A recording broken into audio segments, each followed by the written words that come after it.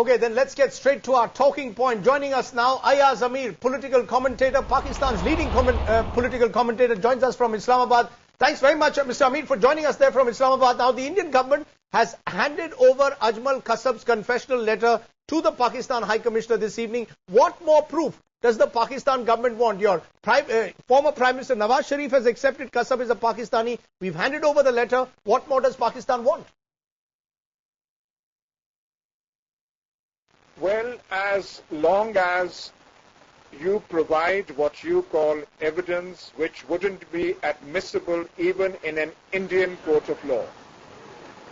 A statement given to the police and then handed over to anyone, according to the Indian Penal Code, I'm not talking of any other court, would not be considered as admissible evidence.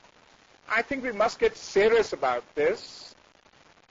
And this heightened belligerence, this ratcheting up of tension and accusations, if this halt is to be drifted, we have to be serious.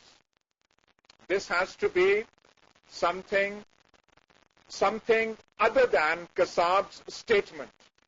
Something other than Kasab's statement, something more. So you're clearly saying, putting it in black and white, that this letter that's been written by Kasab claiming he's a Pakistani national is simply not enough. Pakistan definitely wants more. No, I mean, why don't you put Pakistan to the test? And if Pakistan is in the wrong, why don't you put Pakistan on the spot? You should do that. But it has to be undertaken, this whole exercise has to be undertaken with slightly more gravity than is being shown now. Kasab's statement being given over to Pakistan's Deputy High Commissioner in the eyes of Indian and Pakistani law amounts to nothing. A statement given to the Commissioner of Police in Delhi in any Indian court means nothing. But Mr. Amir, it's not just Kasab's statement this evening. The evidence of Pakistani involvement, not necessarily Pakistani state, but involvement of Pakistani terror groups in 2611 is overwhelming. Sat phones, there's evidence of telephone conversations.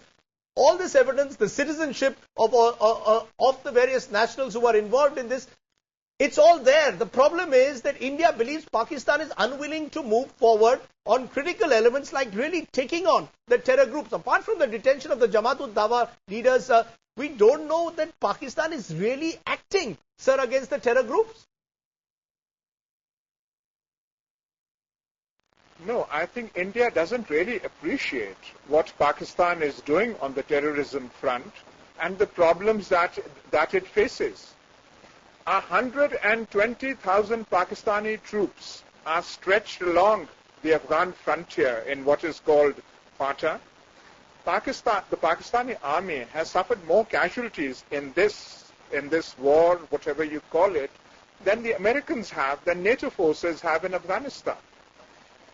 Now, Pakistan is saying this is our war, it's not denying it.